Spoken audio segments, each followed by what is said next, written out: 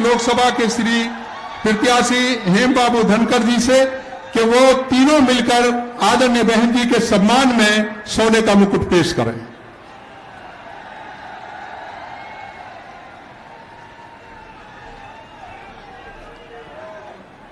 अब मैं गुजारिश करूंगा बहुजन समाज पार्टी की राष्ट्रीय अध्यक्ष आदरणीय बहन कुमारी मायावती जी से कि वो आए और इस चुनावी विशाल जनसभा को संबोधित करें। आदरणीय बहन जी।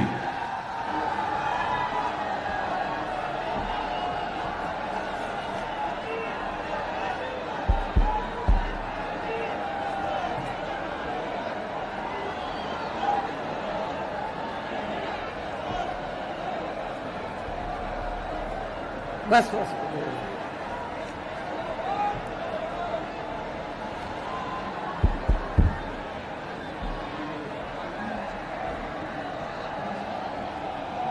बीएसपी की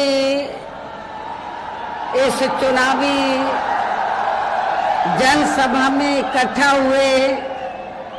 पार्टी के सभी छोटे बड़े पदाधिकारी एवं कार्यकर्तागण, आज आप लोग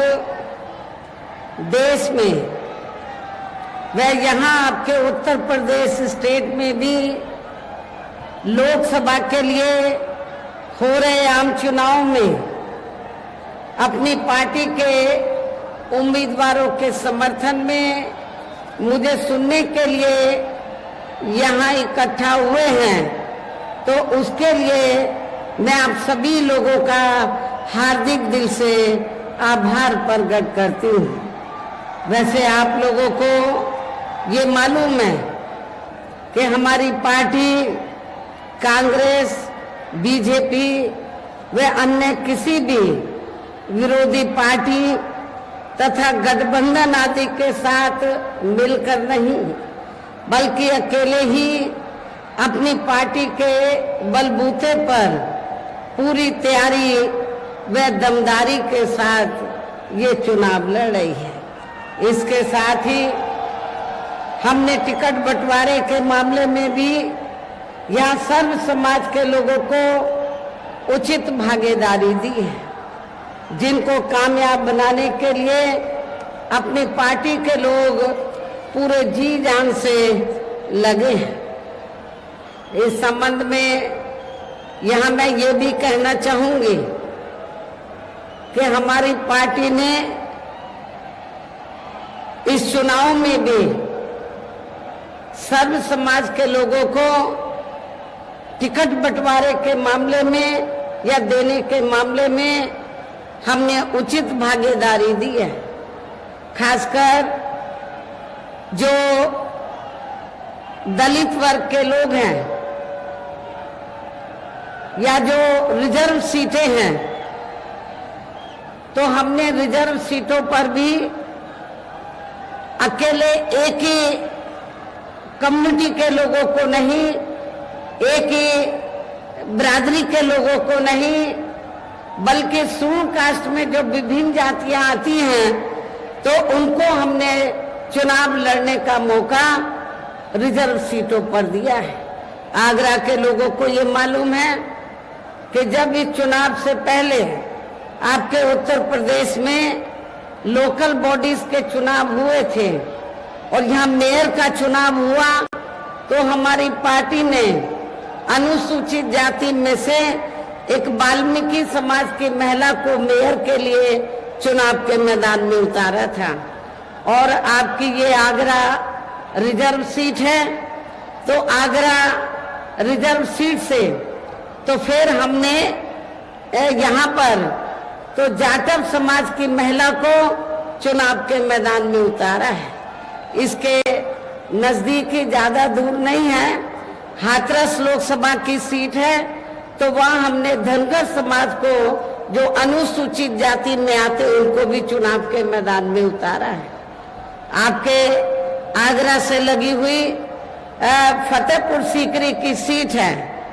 तो यहाँ हमने अपर कास्ट समाज में से तो खास तौर से ब्राह्मण समाज के व्यक्ति को हमने चुनाव के मैदान में उतारा है। तो इस प्रकार से हमने टिकट बंटवारे के मामले में सर्व समाज के लोगों को बीएसपी में जुड़ने की उनकी तादाद को ध्यान में रखकर हमने उचित भागीदारी दी। हालांकि आज यहाँ आपकी इकट्ठा हुई अपार भीड़, वह भीड़ के जबरदस्त जोश को भी देखकर अब मुझे ये काफी हद तक भरोसा हो गया है कि पिछली बार की तरह इस बार भी आप लोग अपने प्रदेश से और यहाँ अपने क्षेत्र से तो लोकसभा चुनाव में अपनी पार्टी का बेहतर रिजल्ट जरूर लाएंगे। इसके लिए अब मैं आप लोगों का ध्यान कुछ जरूरी बातों की तरफ दिलाना चाहती हूँ और इस संबंध में विशेषकर मैं कांग्रेस, बीजेपी व इनके अन्य सभी सहयोगी दलों के बारे में ये कहना चाहूंगी कि आजादी के बाद शुरू में केंद्र व देश के काफी राज्यों में भी ज्यादातर सत्ता यहाँ कांग्रेस पार्टी के ही हाथों में केंद्रित रही है, किंतु इनकी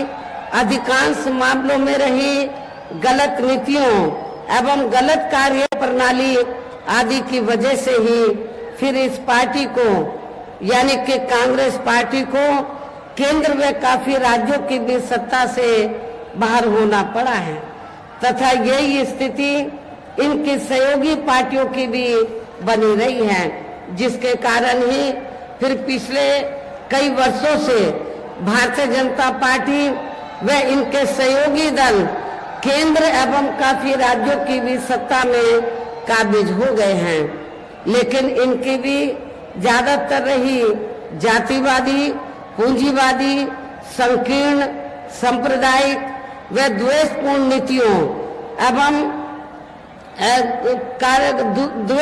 नीतियों एवं कार्य प्रणाली आदि से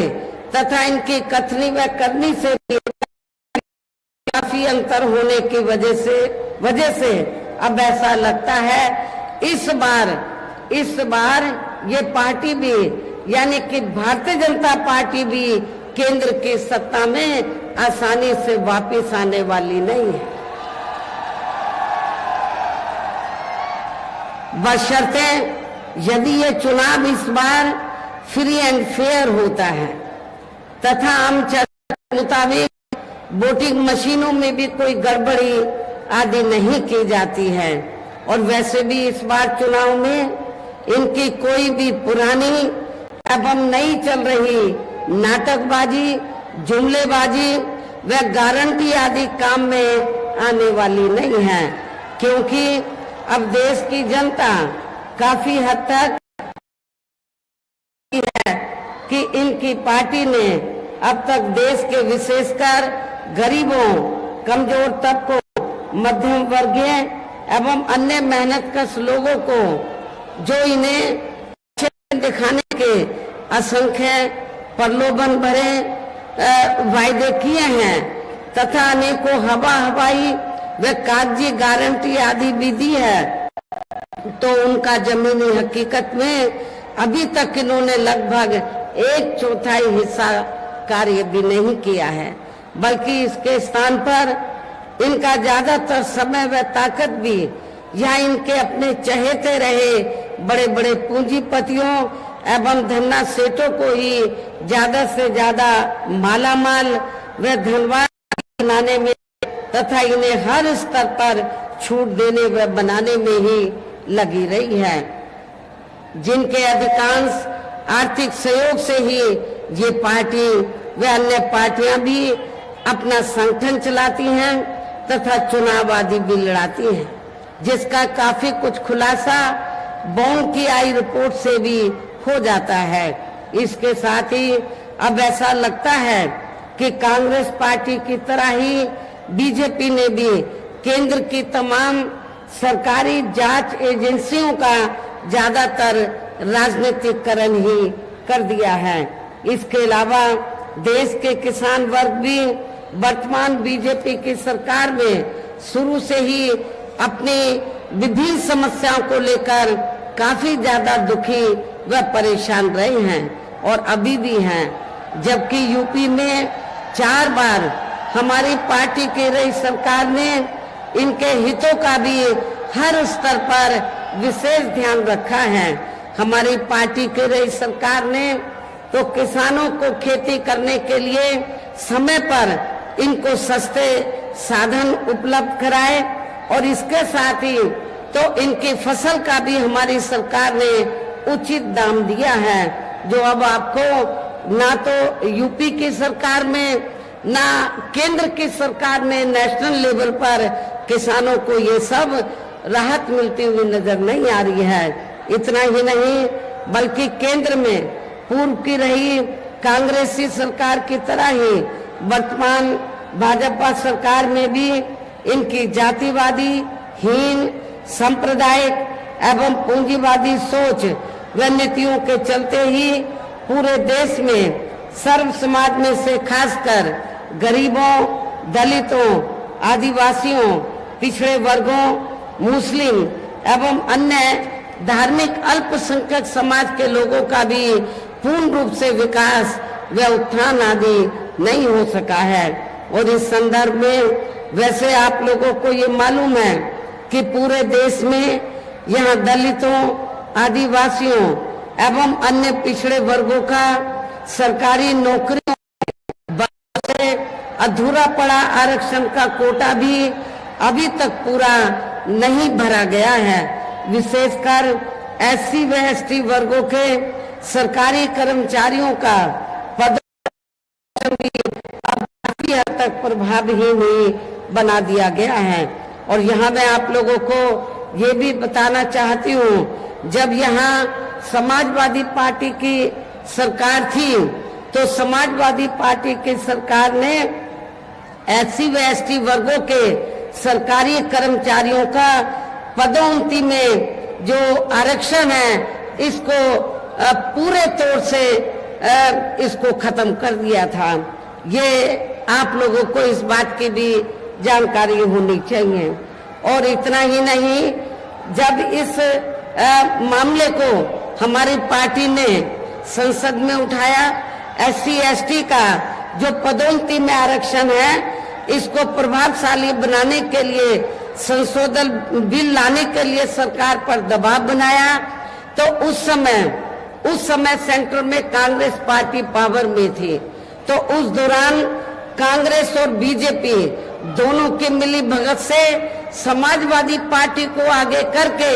इस बिल को पार्लियामेंट के अंदर फाड़ा गया। और इतना ही नहीं बल्कि बीजेपी और कांग्रेस पार्टी दोनों की मिली भगत से इस बिल को पास नहीं होने दिया, इस बिल को पास नहीं होने दिया। और इतना ही नहीं, आज जो खास तौर से आरक्षण को लेकर जो किस्म किस्म की बातें कही जा रही हैं, एससी एसटी ओबीसी के आरक्षण को लेकर कांग्रेस भी लंबी चौड़ी बातें कर रही है, बीजेपी भी, जबकि ये दोनों पार्टियां एससी एसटी ओबीसी के आरक्षण के खिलाफ हैं। ये दोनों पार्टियां नहीं चाहती हैं एससी एसटी ओबीसी के वर्गों के लोगों को आरक्षण का पूरा लाभ मिले।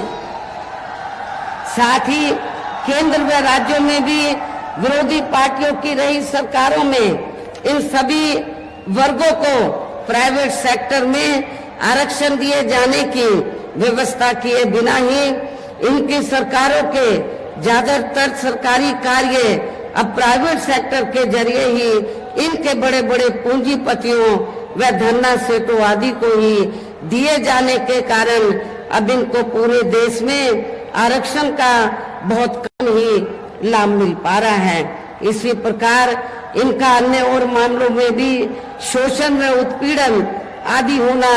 अभी तक भी बंद नहीं हुआ है। इसके साथ साथ मुस्लिम व अन्य धार्मिक अल्पसंख्यक समाज के लोगों की भी हालत हर स्तर पर या काफी ज्यादा खराब व दयनीय ही बनी हुई है।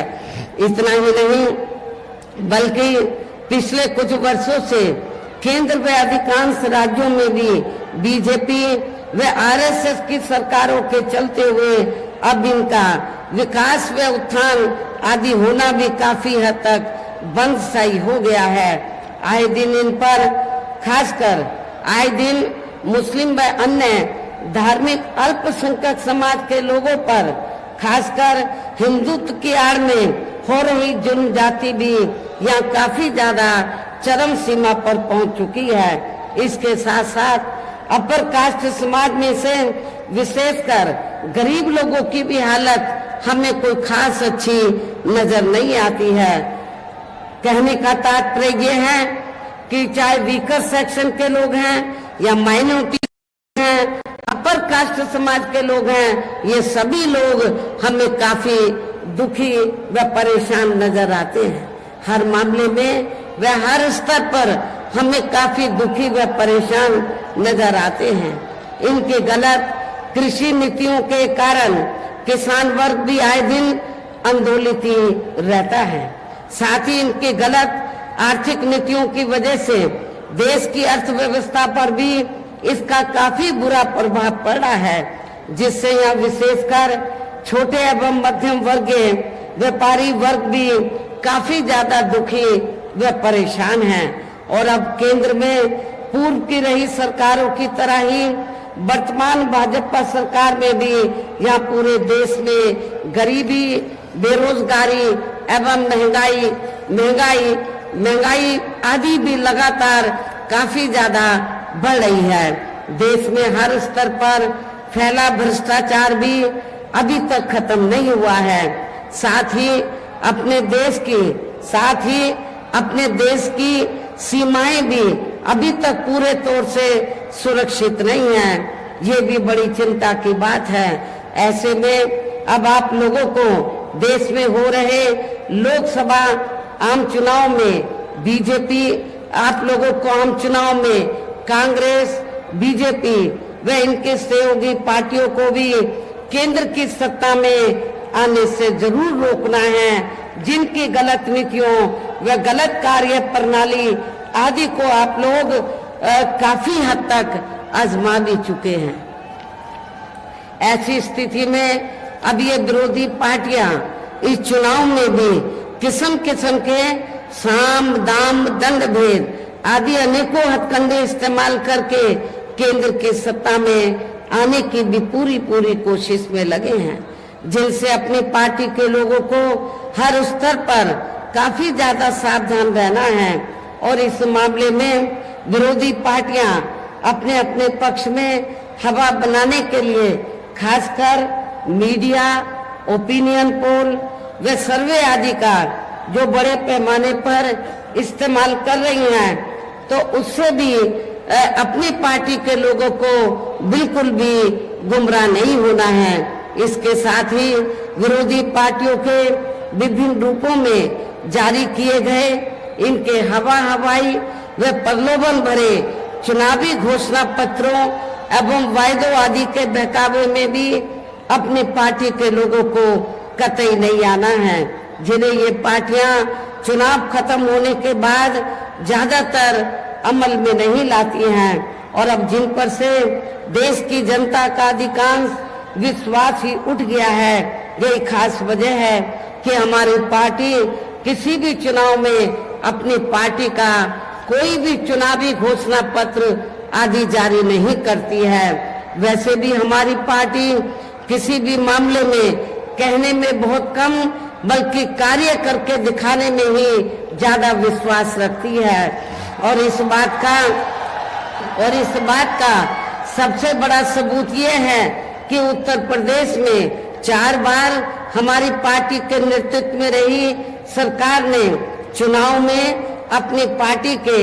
बिना कोई जारी किए गए चुनावी घोषणा पत्र के ही प्रदेश व आम जनहित में काफी कुछ ऐतिहासिक कार्य करके दिखाए हैं, जिनकी अब देश में अधिकांश की सरकारें काफी नकल भी कर रही हैं। जबकि इस मामले में हमारी पार्टी का ये कहना है कि यदि इन पार्टियों के स्थान पर केंद्र में हमें अपनी पार्टी की सरकार बनाने का मौका मिलता है, तो तब फिर हमारी पार्टी की बनी सरकार केंद्र में यहाँ अब तक रही सभी विरोधी पार्टियों की सरकारों की तरह केवल हवाई वह कागजी कार्य आदि नहीं करेगी, बल्कि उत्तर प्रदेश की तरह ही जमीनी हकीकत में ठोस कार्य करके दिखाएगी। और इस संदर्भ में खासकर मैं ये कहना चाहूंगी, केंद्र द्वारा देश में पिछले कुछ समय से अति गरीब परिवारों को अस्थायी तौर पर फ्री में जो थोड़ी सी खाद्य सामग्री दी जा रही है, तो उससे इनका स्थायी तौर पर भला होने वाला नहीं है। और आप लोगों को ये मालूम है कि जब यहाँ असेंबली का चुनाव हुआ, तो असेंबली के चुनाव में भी और अब लोकसभा चुनाव में भी पूरे देश के अंदर तो जो सर्व समाज में से जो गरीब लोग हैं, जिनको इन्होंने फ्री में थोड़ा राशन आदि दिया है, खाद्य सामग्री आदि दी है, तो उसके एवज में तो ये इन्होंने असेंबली के चुनाव में भी लोगों को गुमराह करने के लिए और अब लोकसभा चुनाव में भी तो बीजेपी और आरएसएस के लोग तो अपने कंधे पे थैला टांग कर तो गांव-गांव में घूम रहे हैं और क्या कह रहे हैं कि देखो श्री नरेंद्र मोदी जी ने तो आपको फ्री में राशन दिया है, तो आपके ऊपर मोदी जी का बहुत कर्ज है, तो आप कर्ज के रूप में तो आप ये जो कर्ज है तो इस चुनाव में आपको अदा करना है, वोट के रूप में बीजेपी को वोट देकर आपको ये कर्ज अपना अदा करना है। लेकिन मैं अपने ऐसे सभी लोगों को, गरीब लोगों को ये कहना चाहती हूँ कि वर्तमान में केंद्र की जो भाजपा सरकार ने जो गरीब लोगों को थोड़ा जो फ्री में राशन आदि दिया है, तो ये कोई बीजेपी ने अपनी जेब से नहीं दिया है, श्री नरेंद्र मोदी जी ने अपनी जेब से नहीं दिया है, बल्कि आप लोग जो यूपी गवर्नमेंट को या केंद्र की सरकार को जो भी टैक्स देते हैं, उस टैक्स के पैसे से, टैक्स तो आपका है, टैक्स जनता देती है, तो जो पैसा आप लोग टैक्स के रूप में देते हैं उस पैसे से ये राशन दिया जा रहा है। इसमें बीजेपी का कोई एहसान नहीं है और ना ही श्री नरेंद्र मोदी जी का इनका कोई एहसान नहीं है, कोई कर्ज नहीं है। आप लोगों का ये पैसा है, आप लोगों ने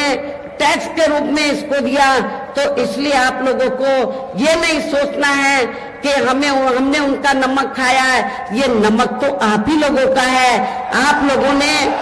टैक्स दिया, उससे आप लोगों को ये फ्री में राशन आदि दिया गया है, तो इनके बहकावे में आप लोगों को कतई भी नहीं आना है। ये भी मैं, और वैसे भी ये जो गरीब लोग हैं, वैसे भी इनकी ये जटिल समस्या देश में हर हाथ को काम देने से ही केवल दूर हो सकती है, जिसकी तरफ हमारी पार्टी की बनी सरकार विशेष ध्यान देगी। साथ ही देश में पिछले काफी वर्षों से आए दिन बढ़ रही गरीबी, बेरोजगारी व महंगाई आदि से भी जनता बहुत ज्यादा दुखी व परेशान है, जिसे भी आर्थिक नीतियों में तब्दीली करके जरूर दूर किया जाएगा। धर्म की भी आड़ में पिछले कुछ वर्षों से खासकर मुस्लिम समाज के लोगों का द्वेष की भावना से जो इनका काफी ज्यादा शोषण व उत्पीड़न आदि किया जा रहा है, तो उसे भी जरूर रोका जाएगा। और ये सब हमने अपनी यूपी की रही सरकार में करके भी दिखाया है। हमने उत्तर प्रदेश के अंदर कोई भी दंगा फसाद नहीं होने दिया है। इसके अलावा हमने यूपी में सर्व समाज में से गरीब एवं बेरोजगार लोगों को बेरोजगारी भत्ता आदि न देकर उन्हें बड़ी तादाद में रोटी रोजी के साधन भी उपलब्ध कराए हैं, जो अब ये कार्य भी अधिकांश ठंडे ही पड़े हैं, जिनको फिर सरकार बनने पर, केंद्र में सरकार बनने पर प्राथमिकता दी जाएगी। अर्थात देश में इस समय हो रहे लोकसभा चुनाव में विरोधी पार्टियों के जारी किए गए उनके हवाई व प्रलोभन भरे चुनावी घोषणा पत्रों आदि के बहकावे में अब यह खासकर देश के अति गरीबों, मजदूरों, बेरोजगारों एवं अन्य मेहनत कश लोगों को बिल्कुल भी नहीं आना है। और अब इन्हें ऐसी सभी विरोधी पार्टियों की हर हालत में, ऐसे सभी विरोधी पार्टियों को हर हालत में केंद्र की सत्ता में आने से जरूर रोकना है, जिनके कथने व करने में काफी अंतर रहा है तथा जिन्हें ये लोग वर्षों से आजमा भी चुके हैं। ऐसे में अब मेरा यही कहना है कि आप लोगों को अपने खुद के व अपने प्रदेश व क्षेत्र के तथा देश के भी हित में अपने वोटों को यहाँ कांग्रेस, बीजेपी व अन्य विरोधी पार्टियों को न देकर केवल अपनी एकमात्र हितैषी पार्टी बहुजन समाज पार्टी को ही देना है। जो ये पार्टी उत्तर प्रदेश की तरह ही केंद्र में भी अपनी पार्टी की सरकार बनने पर फिर पूरे देश में यह अपनी पार्टी की सर्वजन हिताय व सर्वजन सुखाय की नीतियों पर आधारित ही सरकार चलाएगी। इसके साथ साथ केंद्र से जुड़ी